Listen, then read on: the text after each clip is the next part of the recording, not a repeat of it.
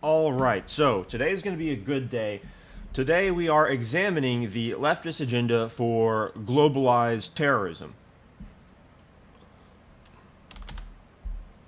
The left, as you may or may not know, has been protesting and marching on campuses at this point, being very, very threatening and worrying.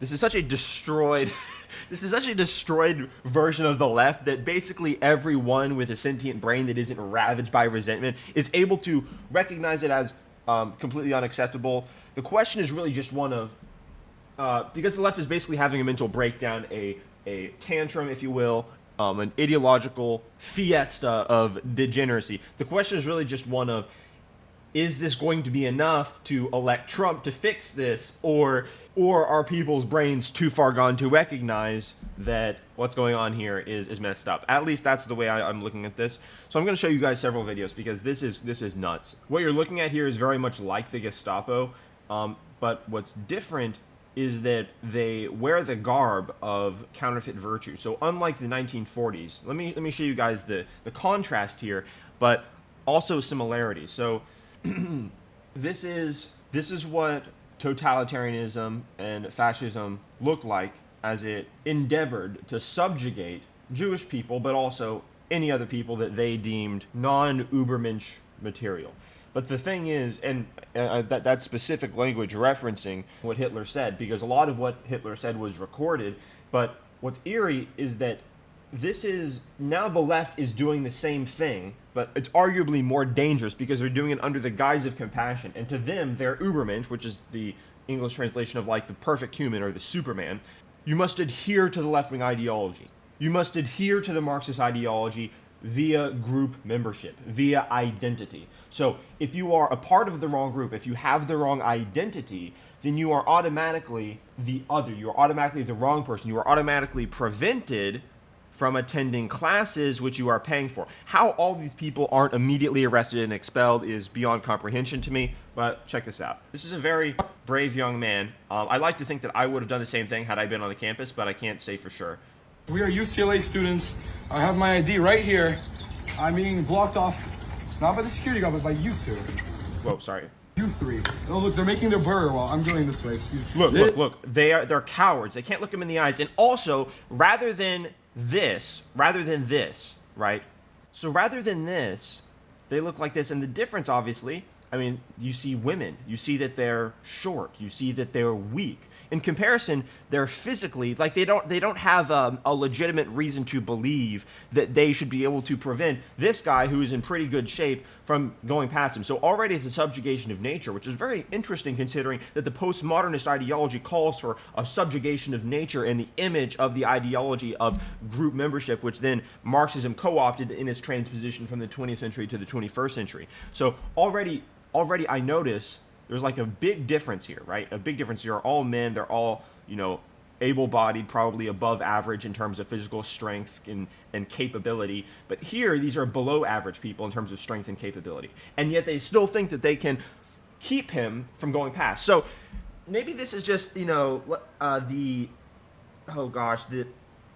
difference between the peaks and the troughs of like a wave, right? You could maybe formulate it that way, and the wave is just taking place over a large aspect of history, and this is a massive like evolution of the human psyche over the centuries, where we somehow maybe learned that this is unacceptable because it is too in your face in terms of its denial of intrinsic aspects of objective reality, which I think is a pretty sophisticated conceptualization of what they did. And then here they're like, okay, we're not going to subjugate reality in the name of believing ourselves to be better. We're going to subjugate reality in the name of denying that better exists, denying that better as a concept exists because they're morally relativistic, they're nihilistic, if they're postmodernists, which most Marxists are, because Marxism in the 21st century doesn't really exist independent of postmodernism, and postmodernism says there's no better and worse ways of interpreting reality.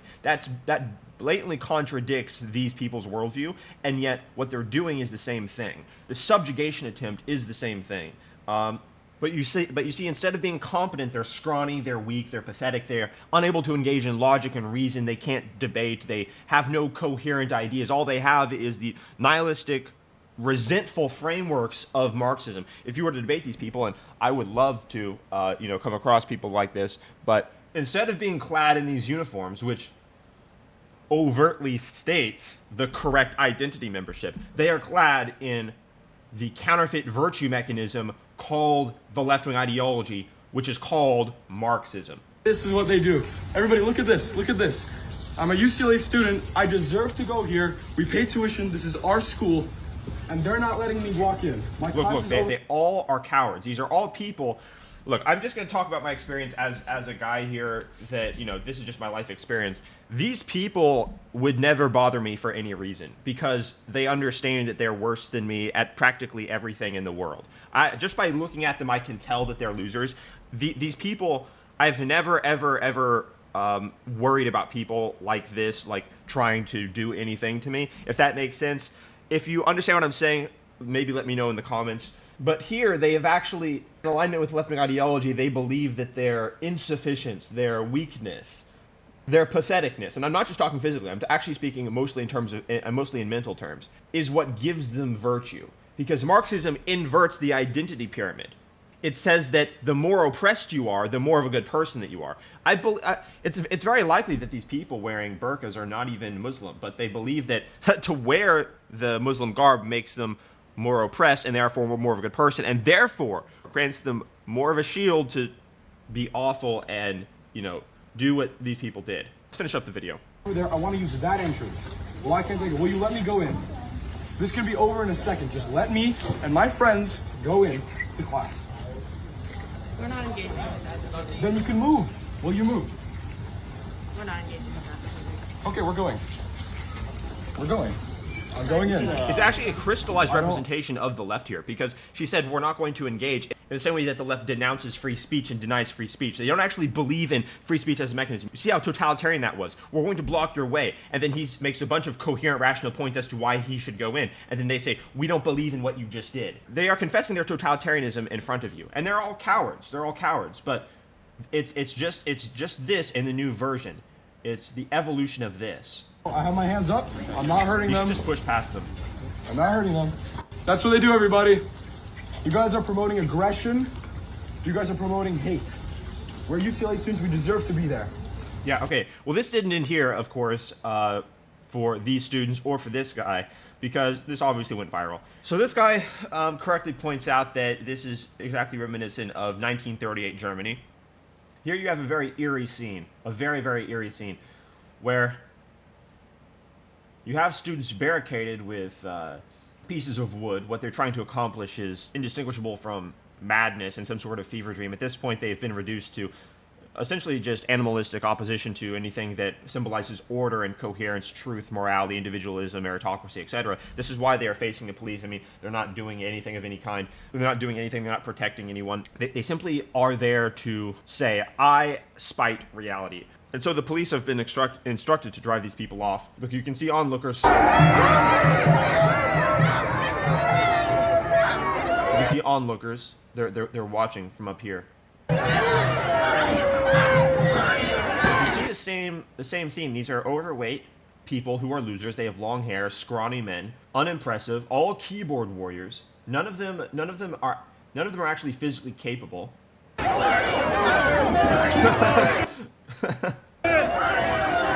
Look at this guy. Two tiny fucking guys trying to push against this one police officer who's like, what is going on here? I think they drag him across and arrest him. Look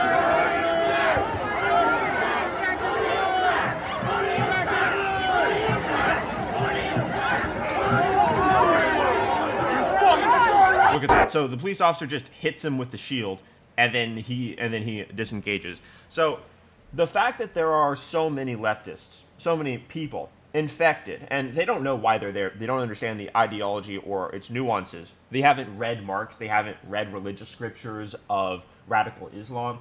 They haven't read manifestos. Most of these people are simply expressing their opposition to reality itself. And guys, I'm not being flippant when I say that. I mean that in the most technical terms, and I describe what reality means. It means they oppose individualism. It means they oppose meritocracy. It means they oppose individual accountability, which comes as a result of an individual identity. They oppose reason and rationality. They oppose free speech. Reason, rationality, and free speech, you saw in that previous video, are not interesting to them. In fact, they are oppressive constructs, because to engage in those frameworks are to work in a white supremacist male patriarchy, and therefore it's untenable. So when I say they are opposing reality itself, these people's brains actually have been wrecked, unbeknownst to them, by the left-wing ideology into opposing reality, to the point where they are standing in front of a building, accomplishing nothing, knowing that they only must oppose any semblance of order, accountability, individualism, meritocracy, etc.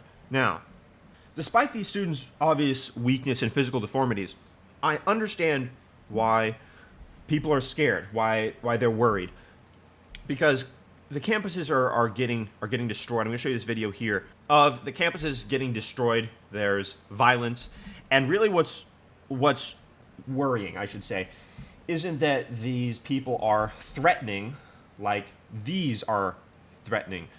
What makes these people threatening is that they don't believe in you as an individual. They don't think you exist. They only believe in group identity, and they believe morality is a construct of oppression, because anything that has objective parameters, objective frameworks, is inherently oppressive and the enemy, which means they don't believe in anything coherent. And by de facto, all the things that they think and believe are incoherent, because any form of coherence is a level of oppression. So they're breaking this window to free Palestine, which doesn't exist, by the way. Check out my previous video. Palestine doesn't exist. It's actually a made-up name, which means chaos. So when they shout free Palestine, they are shouting free chaos, which is exactly what the left-wing ethos is. I explained this in my previous video. And I'm going to be putting out shorts of that today as well. This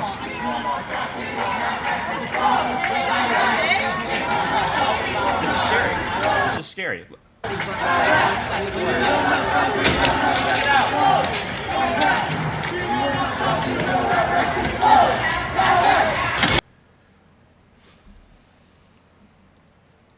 And now, to conclude the video, I'm going to prove that they don't actually care about the people of Gaza. They don't care about the geographical location, which they couldn't point out on a map. They don't care about the religious principles, the ideologies, the philosophies of those who commit mass terrorism. All they know is that they are willing to say globalize terrorism, globalize the Antifada. Go check out my previous video if you don't know what Antifada means. It basically means mass murder, mass chaos, mass cleansing of people that disagree, right? You see? So the left is chanting globalize terrorism, globalize the mass murder and cleansing of people who disagree with them.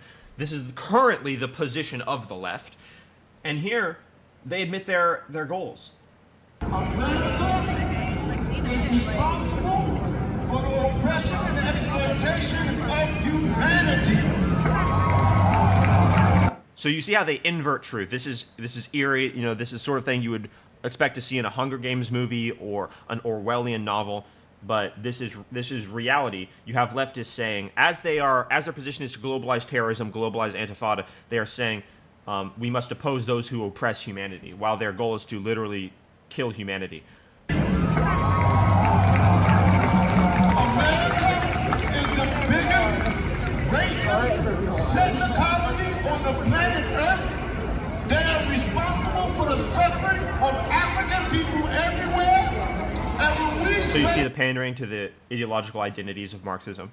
That our revolution is your revolution, we say Right. Only group identity, no individualism. Africans all over the African continent are fighting against imperialism. Right. Their enemy is imperialism, aka objective morality, or any system of objectivity itself, which, of course, would judge them in their sorry state.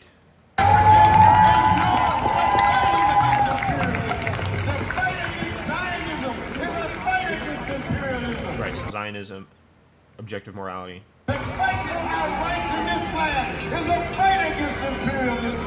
Ain't none of no Democrat or no Republican wearing masks. Isn't that interesting? They're all wearing masks. It's a cult. It's literally a cult. It was always a cult. I called this from the first week of 2020. Isn't it hilarious? In 2024, we see students still part of that cult. Of course, they're also cowards in alignment with their physical deformities. They're ashamed and worried about being identified for their support in globalized terrorism. We want to smash the Democratic Party. We want to smash the Republican Party. We want to smash this whole goddamn capitalist imperialist enterprise. We're going to free humanity. Right, they want to smash the system, Republicans, Democrats, and replace it with their utopia. Now ask yourself, why do they want to, quote, smash the capitalist, imperialist empire? Because America, from its inception, was built on fundamental realizations about reality and humanity, the sovereignty of the individual, the liberty that an individual spirit has coming to it, freedom, reason, objectivity. Did I say individualism already? And the opposite of nihilism, which is complete optimism and excitement about the future and what you can create. Capitalism is not an economic theory. It's not even an economic system. It is a emergent property from reality itself. When you engage in that mechanism, when you engage in that instinct to be optimistic and to create things. And this is measured scientifically. When you want to create anything in an enterprise, meaning with multiple people, you automatically organize the people into a distribution. And it doesn't matter if you try not to do this, because it always happens regardless, which is very interesting. It's almost like, you know, the angles of a flower always show the same symmetry, even if they start from different seeds. The coherent aspect to nature manifests itself in the law that applies to capitalism is that the square root of the total enterprise creates half the value. And no matter what you try to do, you cannot ameliorate this fact. In a company of 100 people, 10 of them will create half the value. Out of those 10, 3.3 of them will create half of that value. So in a company of 100 people, 3 people will be doing 25% of the work. This is the reason why capitalism is an emergent principle from reality itself. Anytime you say we want to create something of value, which is realizing so much more than just the idea of wanting to create value and the realization of optimism, it's acknowledging the individual. It's acknowledging objective morality, because what's the point of creating something if you don't even believe in right and wrong, a better and worse future? Better and worse potential, and even a reason to aim in that direction. You have to ask yourself why. You have to understand the architecture of what value is, and that automatically, just that simple question, demolishes the underlying presuppositions of postmodern Marxism. All of these losers, all of these deformed losers who are having their lives robbed from them, who are having their minds ravaged by the left-wing ideology, are told that they are by de facto good people as a result of adhering to the death cult which despises humanity. This is, by far, the greatest existential threat human civilization faces. People so possessed by the spirit of resentment that they try to destroy, they try to pervert and break all gleaming realizations and amazing creations in the image of their own insufficiency, rather than taking on voluntary responsibility and saying they have something to live up to. They have to make the world better. They've told themselves that they can be good people by making the world worse. And of course, in this denial of the human spirit, in this denial of reality, in this denial of objective morality and individualism, meritocracy and reason, they've created themselves in the image, the perverted image, the worst image of what we have here.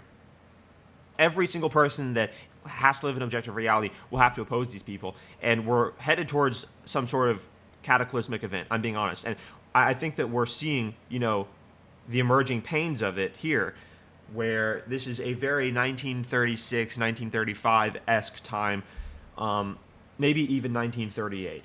Be sure to subscribe to the channel, guys.